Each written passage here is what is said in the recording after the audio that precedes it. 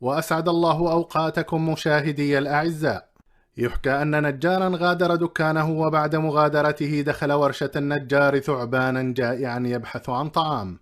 كان من عادة النجار أن يترك بعض أدواته ملقاة على الأرض، ومن ضمنها المنشار. وأثناء دخول الثعبان مر بجسمه من فوق المنشار، مما أدى إلى جرحه جرحا بسيطا. ارتبك الثعبان، وكردة فعل قام بعض المنشار محاولا لدغه، مما أدى إلى سيلان الدم حول فمه. لم يدرك الثعبان ما يحصل، واعتقد أن المنشار عدوا يهاجمه ويحاول قتله، فظن في قرارة نفسه أنه ميتا لا محالة. لذا قرر أن يقوم بردة فعل أخيرة قوية ورادعة لعله يقضي على خصمه، فالتف بكامل جسمه حول المنشار محاولا عصره وخنقه.